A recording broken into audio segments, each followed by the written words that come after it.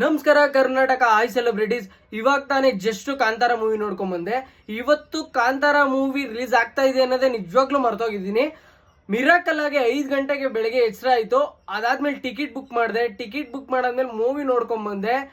ನಿಜವಾಗ್ಲೂ ಹೇಳ್ತೀನಿ, ಒಂದು ಫಿಲಮ್ನ ಚಪ್ಪಲಿ ಬಿಟ್ಟು ನೋಡಿದೀನಿ ಅಂತಂದ್ರೆ ಅದು ಕಾಂತಾರ ಮಾತ್ರ. ಸೆಕೆಂಡ್ ಹಾಫ್ ಅಲ್ಲಿ ಲಾಸ್ಟ್ 20 ನಿಮಿಷ ಮಾತ್ರ ರೋಮಗಳೆಲ್ಲ ಎದ್ದು ನಿಂತ್ಕೊಂಡ್ಬಿಡ್ತು. ಆ ತರ ಅಭಿನಯ ಮಾಡಿದ್ದಾರೆ ರಿಷಬ್ ಶೆಟ್ಟಿ ಸರ್ ಹಾಗೂ ಕ್ಯಾಮ್ರಾಮನ್ ಸರ್ಗಂತೂ ಆಟ್ ಸಾಫ್ಟ್. ರಿಷಬ್ ಶೆಟ್ಟಿ ಸರ್ ನಾನು ಹೇಳೋದೊಂದೇ, ಸರ್ ನೀವು ಅವತ್ತೇ ನಿರ್ಧಾರ ಮಾಡಿದೀರಾ ಈ ಕತೆ ಬರೆಯೋವಾಗೇನೆ ಇದೊಂದು ಇತಿಹಾಸ ಆಗುತ್ತೆ, ಒಂದು ದಂತಕತೆ ಆಗುತ್ತೆ ಅಂತ. ನಮ್ಮ ಕನ್ನಡ ಇಂಡಸ್ಟ್ರಿಗೆ ಈ ಫಿಲಮು ಒಂದು ಇತಿಹಾಸ, ಒಂದು ದಂತಕತೆ ಕ್ರಿಯೇಟ್ ಮಾಡಿದೆ. ಏನೋ ಗೊತ್ತಿಲ್ಲ ಗೈಸ್, ಒಂದು ಪಾಸಿಟಿವ್ ವೈಬ್ಸ್ ಅಂತೂ ನನಗಂತೂ ಆಯಿತು. ದೇವಸ್ಥಾನಕ್ಕೂ ಕೂಡ ಹೋಗ್ಬಿಟ್ಟು ಬಂದೆ ನಾನು ಇವಾಗ ತಾನೆ. ಆ ಶಿವ ಎಲ್ಲರಿಗೂ ಒಳ್ಳೇದು ಮಾಡಲಿ. ಇವತ್ತು ದಸರಾ ಹಬ್ಬದ ದಿವಸ ಎಲ್ಲರಿಗೂ ಒಳ್ಳೇದು ಮಾಡಲಿ ಅಂತ ಕೇಳ್ಕೊತೀನಿ. ಈ ಫಿಲಮು ಶತದಿನೋತ್ಸವ ಪೂರೈಸಲಿ.